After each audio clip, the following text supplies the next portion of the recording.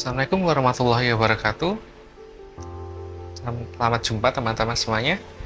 Pada kali ini saya akan mencoba sedikit memberikan sedikit materi terkait dengan hal-hal yang biasanya kita butuhkan ketika kita sedang mempelajari farmasi, khususnya pada kali ini terkait dengan yang berhubungan dengan biologi atau botani, atau terkait dengan tumbuh-tumbuhan obat yang kita temukan pada perkuliahan di farmasi itu.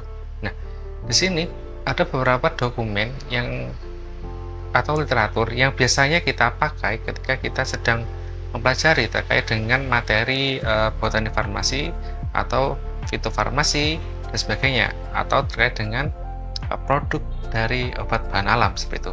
Nah, secara umum di sini kita akan membahas yang paling sering digunakan atau yang mungkin sering kita dengar, yaitu terkait pertama, yaitu ada Pharmacopoeia Herbal Indonesia dan Materia Medica Indonesia. Nah, kenapa sih dua literatur ini atau dua buku ini paling banyak digunakan?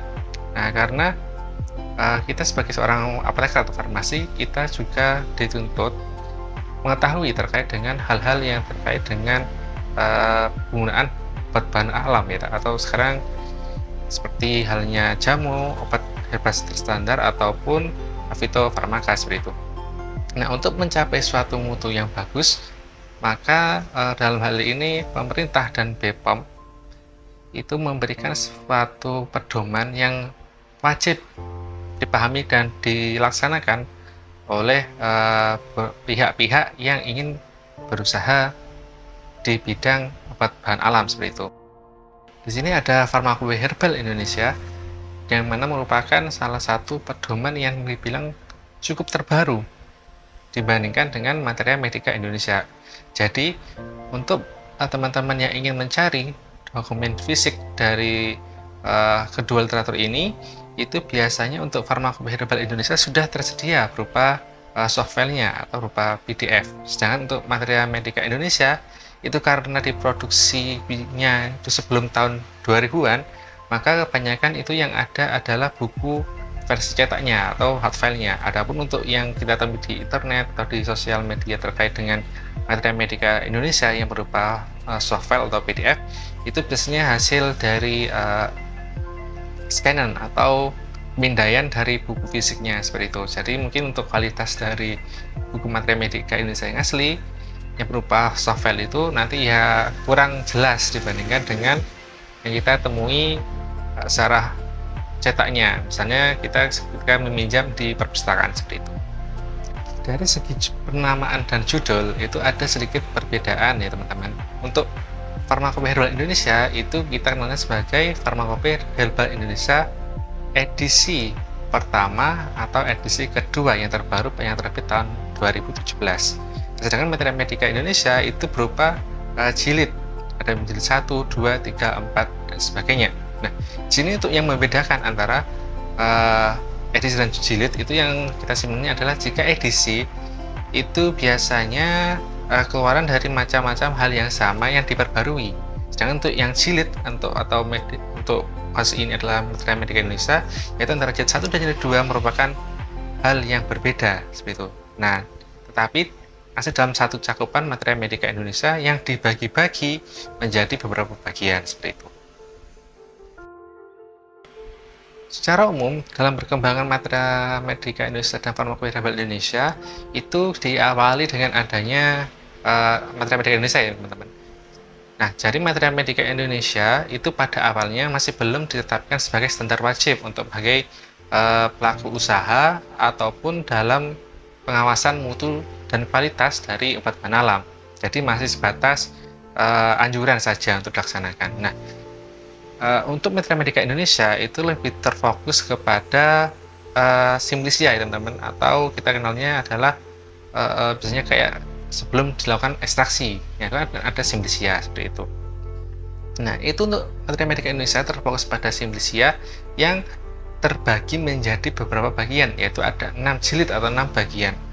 Ya, untuk jilid pertama itu yang dirilis pada tahun 1977, kemudian pada jilid kedua yaitu pada 1978, dan jilid ketiga itu 1979, jilid keempat 1980, dan jilid kelima 1989, dan yang paling baru yaitu 1995, yaitu pada jilid ke-6.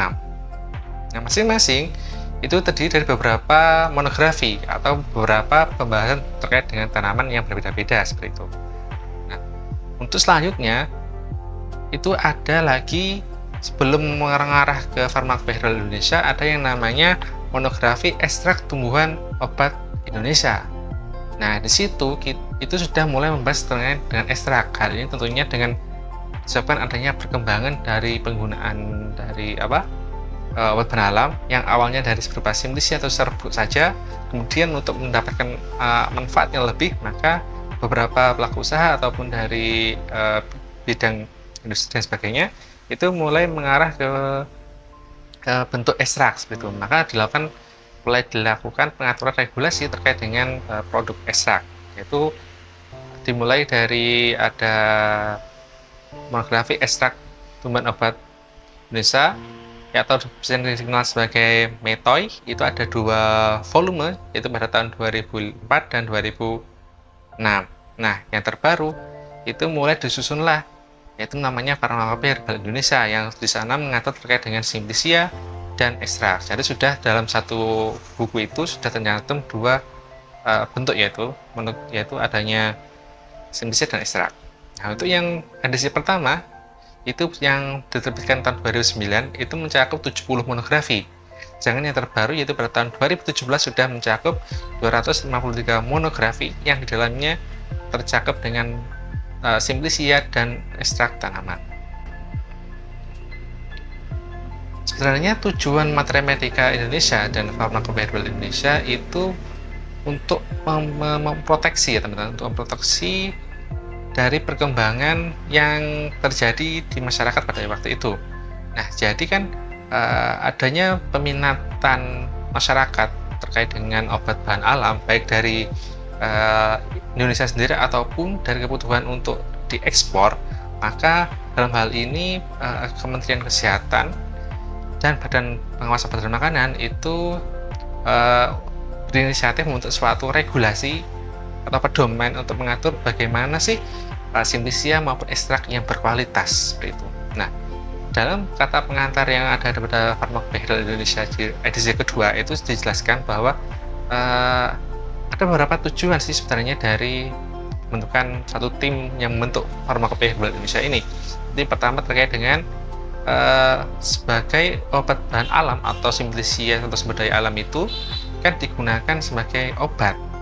Nah, karena adanya sebagai obat yang ditujukan untuk kesehatan dan digunakan pada tubuh manusia, maka diaturlah suatu regulasi yang menjamin agar bahan simplisia atau ekstrak itu aman digunakan pada manusia seperti itu. Kedua yaitu adalah terkait dengan nilai ekonomi, ya teman-teman.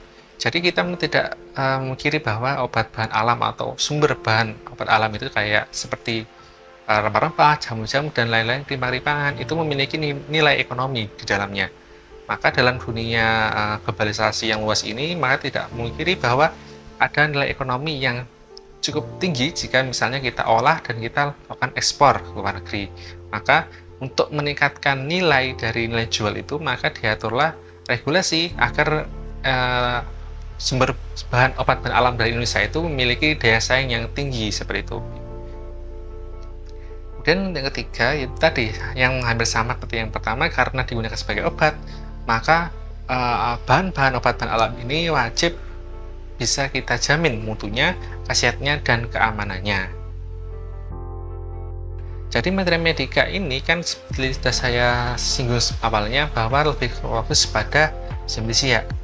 Nah, di sini dalam buku ini, dalam Matematika ini nanti akan membahas terkait dengan beberapa hal, sepertinya nama daerah, nama atau nama lokal, nama latin dari tanamannya, kemudian bagaimana bentuk atau pemerian dari tanaman, kemudian budidayanya, kemudian ada gambar, ya teman-teman. Ya kan kita tahu bahwa pada mungkin sebelum tahun 2000-an mungkin itu buku-buku yang langsung mencantumkan untuk gambar asli itu mungkin masih jarang, ya teman-teman.